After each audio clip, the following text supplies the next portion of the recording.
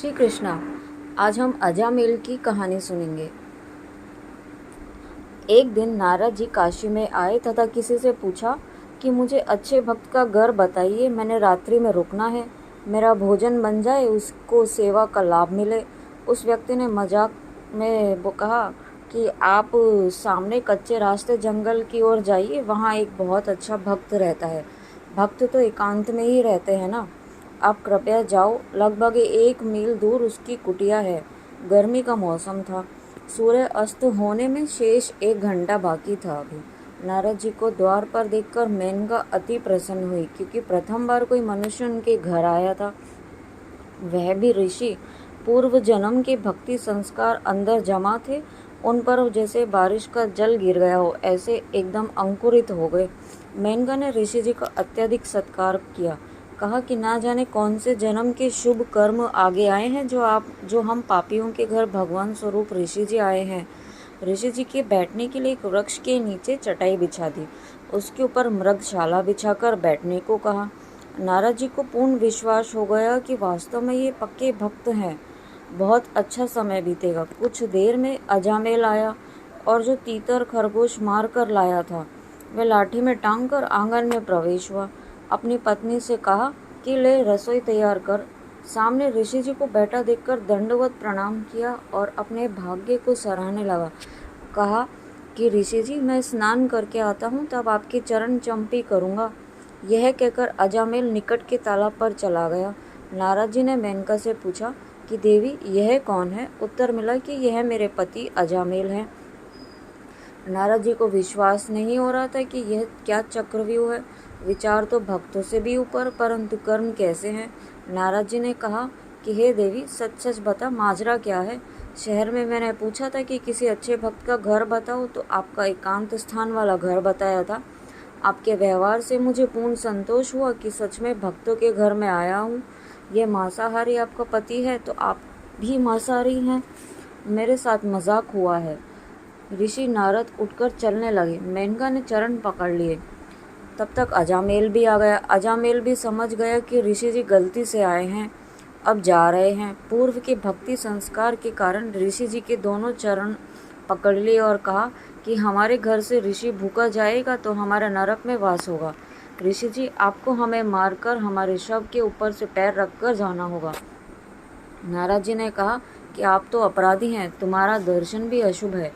अजामेल ने कहा कि हे स्वामी जी, आप तो पतितों का उद्धार करने वाले हो, हम पतितों का उद्धार करो, हमें कुछ ज्ञान सुनाइए, हम आपको कुछ खाए बिना नहीं जाने देंगे।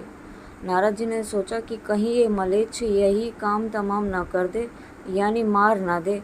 ये तो बेरहम होते हैं। बड़ी संकट में जान आई है।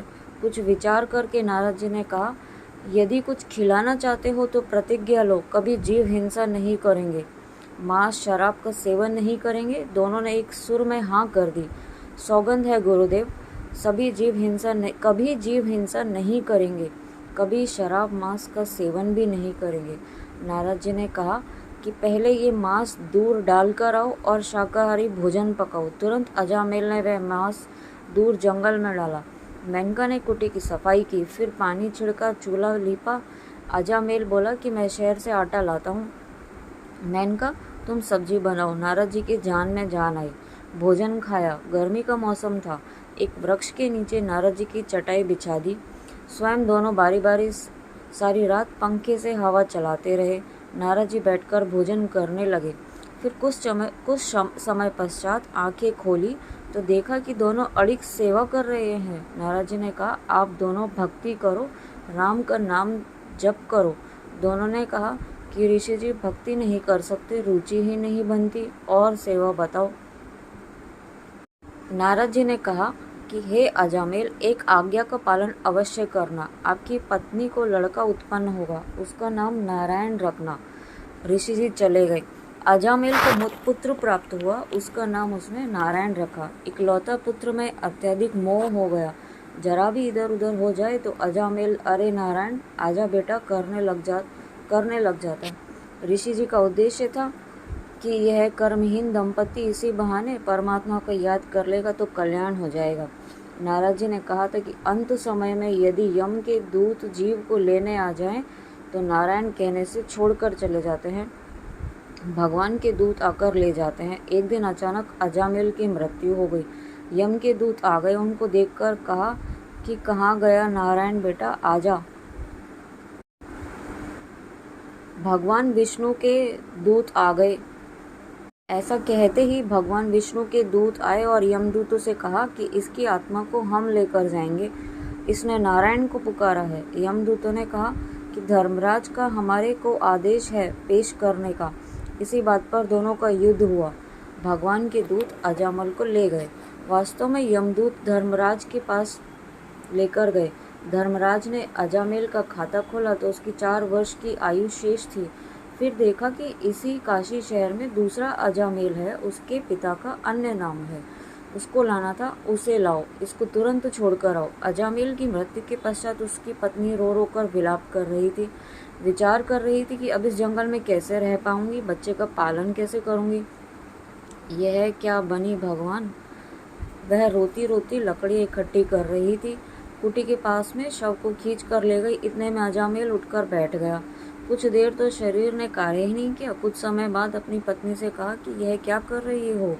पत्नी की खुशी का ठिकाना ही नहीं रहा। कहा कि आपकी मृत्यु हो गई थी। अजामिल ने बताया कि यम के दूत मुझे धर्मराज के पास लेकर गए। मेरा खाता देखा तो मेरी 4 वर्ष आयु शेष थी। मुझे छोड़ दिया और काशी शहर से एक अन्य अजामिल को लेकर जाएंगे, ऐसा कहा। उसकी मृत्यु होगी। अगले दिन अजामिल शहर गया तो अजामिल के शव को शमशान घाट ले जा रहे थे। तुरंत वापस आया, अपनी पत्नी से बताया कि वह अजामिल मर गया है, उसका अंतिम संस्कार करने जा रहे हैं।